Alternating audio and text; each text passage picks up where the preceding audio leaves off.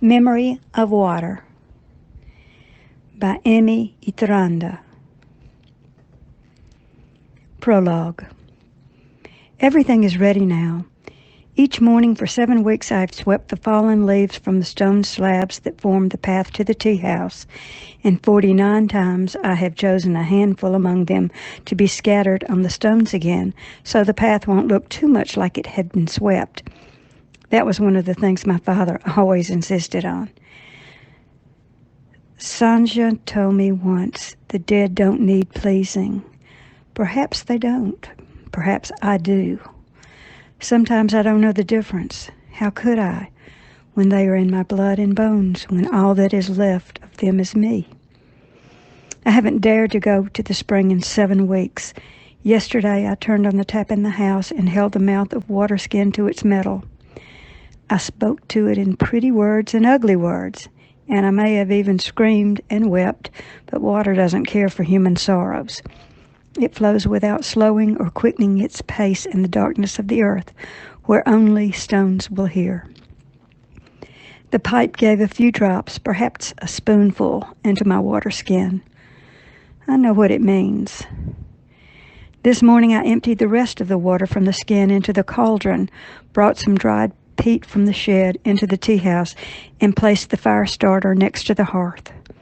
I thought of my father, whose wishes I had violated, and my mother, who didn't see the day I became a tea master. I thought of Sanja. I hoped she was already where I was going. A guest whose face is not unfamiliar is walking down the path, offering me a hand I'm ready to take. The world will not spin slower or faster when we have passed through the gate together. What remains is light on water or a shifting shadow. Part 1. Watchers of Water. Chapter 1. Water is the most versatile of all elements, so my father told me the day he took me to the place that didn't exist. While he was wrong about many things, he was right about this. So I still believe. Water walks with the moon and embraces the earth, and it isn't afraid to die in fire or live in air. When you step into it, it will be as close as your own skin, but if you hit it too hard, it will shatter you. Once, when there were still waters in the world, cold winters, white winters, winters you could wrap yourself in and slip on and come in to warm from, you could have walked on the crystallized water that was called ice. I've seen ice, but only small man-made lumps. All my life I have dreamed of how it would be to walk on frozen sea. Death is water's close companion. The two cannot be separated, and neither can be separated from us, for they are what we are ultimately made of, the versatility of water and the closeness of death. Water has no beginning and no end, but death has both. Death is both. Sometimes death travels hidden in water, and sometimes water will chase death away, but they go together always in the world and in us. This, too, I learned from my father, but now I believe I would have learned it without him just as well. I can pick my own beginning. Perhaps I will pick my own end. The beginning was the day when my father took me to the place that didn't exist. It was a few weeks after I had taken my matriculation test, compulsory for all citizens the year they came of age. While I had done well, there was never any question that I would remain in my current apprenticeship with my father instead of continuing my studies in the city. It was a choice I had felt obliged to make, and therefore perhaps not really a choice. But it seemed to make my parents happy, and it didn't make me miserable, and those were the things that mattered at the time. We were in our garden behind the tea house, where I was helping my father hang empty water skins to dry. A few of them were still draped on my arm, but most were already hanging upside down from the hooks on the metal rack. Sunlight filtered in veils through their translucent surfaces. Slow drops streaked their insides before eventually falling on the grass. A tea master has a special bond with water and death, my father said to me as he examined one of the skins for cracks. Tea isn't tea without water, and without tea, a tea master is no tea master. A tea master devotes his life to serving others, but he only attends the tea ceremony as a guest once in his lifetime when he feels his death approaching. He orders his successor to prepare the last ritual, and after he has served the tea, he waits alone in the tea house until death presses a hand on his heart and stops it. My father tossed the water skin on the grass where a couple of others were already waiting. Mending the skins didn't always work out, but they were expensive, like anything made of durable plastic, and it was usually worth a try. Has anyone ever made a mistake, I asked? Did anyone think their death was coming when it wasn't time yet? Not in our family, he said. I've heard of past world master who ordered his son to prepare the last ritual, settled to lie down on the tea house floor, and walked into his house 2 days later. The servants thought he was a ghost, and one of them had a heart attack. The tea master had mistaken the servant's death for his own. The servant was cremated, and the master lived for another 20 years, but it doesn't happen often.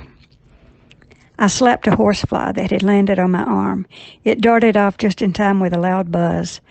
The headband of my insect hood felt tight and itchy, but I knew taking it off would attract too many insects. How do you know when your death is coming? I asked. You know, my father said, like you know love, or like in a dream you know that the other person in the room is familiar, even if you don't know their face. He took the last skins from me. Go and get 2 blaze lanterns from the tea house veranda and fill them for me. I wondered what he needed the lanterns for, because it was only early afternoon, and this time of year, even the nights didn't drown the sun in the horizon. I went around the tea house and took 2 lanterns from under the bench. A stiff-winged blazefly was stirring at the bottom of one. I shook it into the gooseberry bushes. Blazeflies liked gooseberries best, so I kept shaking the branches above the lantern until there was a handful of sleepily crawling flies inside each. I closed the lids and took the lanterns to my father. He had lifted an empty water skin on his back. His expression was closed behind the insect hood. I handed the lanterns to him, but he only took one of them. Nuria, it's time I showed you something, he said. Come with me. We walked across the dried swamp spreading behind our house to the foot of the well, to the foot of the fell, and then up the slope. It wasn't a long walk, but sticky sweats glued the hair onto my scalp. When we reached the height where the boulder garden began, I took my insect hood off. The wind was so strong that there weren't as many horseflies and midges here as around the house. The sky was pure and still. The sun felt tight on my skin. My father had stopped, perhaps to choose his route. I turned to look down. The tea master's house with his garden was a speckle of floating green in the faded landscape of burned-out grass and bare stone. The valley was scattered with the houses of the village, and on the other side rose the Aldenvara Fell. Far beyond its slopes, where the watering areas were, loomed a stretch of dark green fir forest. Yet further that way was the sea, but it couldn't be seen from here even on bright days. In the other direction was a slowly decaying trunk tangle of the dead forest. In my childhood, there had been occasional birches that didn't grow higher than my waist, and once I picked a whole handful of lingonberries there. A path ran along the border of the boulder garden, and my father turned to it. On this side, the slope of the fell was full of caves. I had often come here to play when I was younger. I still remembered when my mother had once found me here found me playing mountain trolls with Sonia and a couple of other kids. She had yelled at my father, who had forgotten to look after me, and dragged me by the arm all the way home. I wasn't allowed to play with the children from the village for a month.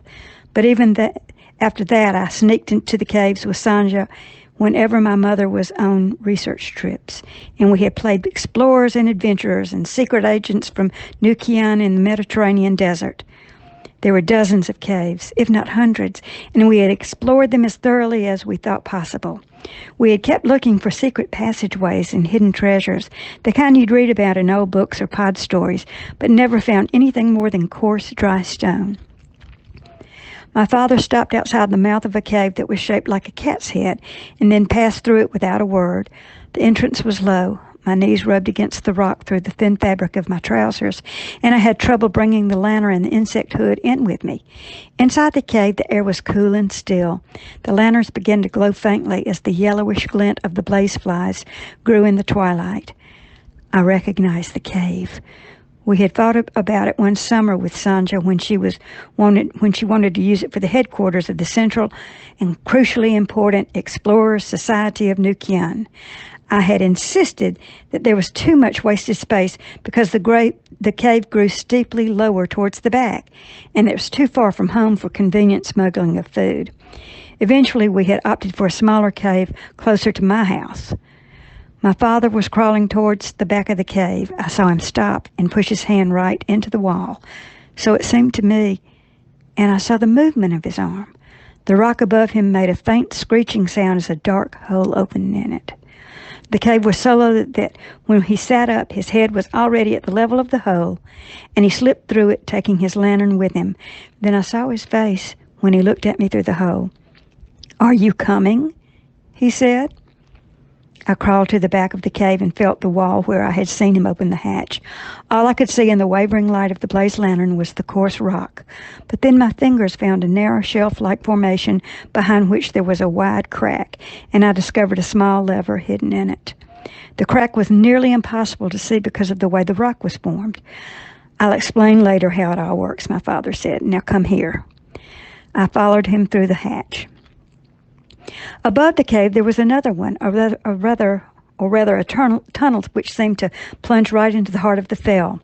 On the ceiling right above the hatch there was a metal pipe and a large hook next to it. I had no idea what they were for. On the wall there were two levers. My father turned one of them and the hatch closed. The glow of the lanterns grew bright in the complete darkness of the tunnel. My father removed his insect hood and the water skin he had been carrying and placed them on the floor. "You can leave your hood here," he said. "You won't need it further ahead." The tunnel descended towards the inside of the fell. I noticed that the metal pipe ran along its length. I had no space to walk with my back straight, and my father's head brushed the ceiling at times.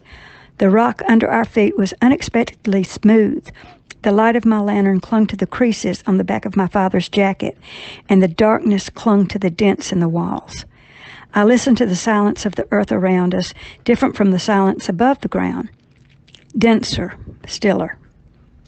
And I slowly began to distinguish a stretching, growing sound at its core, familiar and yet strange. I had never heard it before heard it flowing free, entirely pushed by its own weight and will. It was akin to sounds like rain knuckling the windows or bathwater poured on the roots of the pine trees. But this sound wasn't tame or narrow, not chained in man-made confines. It wrapped me and pulled me in until it was close as the walls, close as the dark. My father stopped, and I saw in the lantern light that we had come to an opening between the tunnel and another cave. The sound thrummed loud. He turned to look at me. The light of the blaze flies wavered on his face like on water, and the darkness sang behind him. I expected him to say something, but he simply turned his back on me and went through the opening. I followed. I tried to see ahead, but the glow of the lanterns did not reach far. The darkness received us with a rumble. It was like the roar of heated water at the bottom of an iron cauldron, but more like the sound of 1,000 or 10,000 cauldrons when the water has just begun to boil and the tea master knows it's time to remove it from the fire, or it will vanish as steam where it can no longer be caught. I felt something cool and moist on my face. Then we walked a few steps down, and the light of the blaze flies finally hit the sound, and I saw the hidden spring for the first time. Water rushed from inside the rocks in strings and threads and strands of shimmer in enormous sheets that shattered the surface of the pond at the bottom of the cave when they hit it. It twisted around the rocks and curled in spirals and whirls around itself, and churned and danced and unraveled again. The surface trembled under the force of the movement. A narrow stream flowed from the pond towards the shelf of stone that the doorway we had come through was on, then disappeared into the ground under it. I could see something that looked like a white stain on the rock wall above the surface of the water, and another lever on the wall further away. My father urged me on to the edge of the pond. "Try it," he said. I dipped my fingers in the water and felt its strength. It moved against my hand like breathing, like an animal, like another person's skin. It was cold, far colder than anything I was used to. I licked my fingers carefully, like I had been taught to do since I was very young. Never drink water you haven't tasted first. "It's fresh," I said. Lantern light folded on his face when he smiled, and then slowly the smile ran dry. "You're 17 and of age now, and therefore old enough to understand what I'm going to tell you," my father said. "This place doesn't exist. This spring dried up a long time ago. So the stories tell, and so believe even those who know other stories, tales of a spring in the fell that once provided water for the whole village. Remember, this spring doesn't exist." "I'll remember," I told him, but didn't realize until later what kind of a promise I had made. Silence is not empty or immaterial, and it is not needed to tame things. It often guards power strong enough to shatter everything. We returned through the tunnel. When we came to the entrance, my father picked up the water skin he had left there and hung it from the hook on the ceiling. After making sure that the mouth of the skin was open, he turned one of the levers on the wall. I heard an electric noise similar to the noises the cooling appliances in our kitchen made, and a roar yet different from before, as if captured in metal. In a moment, a strong jet of water burst from the ceiling straight into the water skin. "Did you make all this?" I asked. "Or Mother? Did she plan this? Did you build this together?" "Nobody knows for certain who built this," my father said, "but tea masters have always believed it was one of them, perhaps the first one who settled here, before winters disappeared and these wars began. Now only the water remembers." He turned both levers. The rush of water slowed down and died little by little, and the hatch opened again. "You first," he said.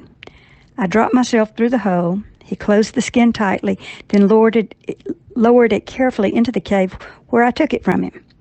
When the hatch was closed again, the cave looked like nothing but a cave with no secrets. The glow of the blaze flies faded swiftly in the daylight. When we walked into the garden, my mother, sitting under the awning, raised her eyes from the notes she was taking from a heavy book on her lap. My father handed his lantern to me. The shadows of leaves swayed on the stone slabs as he walked towards the tea house with the water skin on his back. I was going to follow him, but he said, "Not now." I stood still, a lantern in each hand, and listened to the blaze flies bouncing against their sun-baked glass walls. It was only when my mother spoke that I thought of opening the lids of the lanterns. "You've burned again in the sun," she said. "Where did you go with your father?" The blaze flies sprang up into the air and vanished into the bushes. "To a place that doesn't exist," I said, and at that moment I looked at her and knew that she knew where we had been, and that she had been there too. My mother didn't say more, not then, but calm vanished from her face. Late that night, when I lay in my bed under an insect net and watched the orange light of the night sun on the pine trees, I heard her speaking with my father in the kitchen for a long time. I couldn't make out the words they were saying, yet I discerned a dark edge in them that reached all the way to my dreams.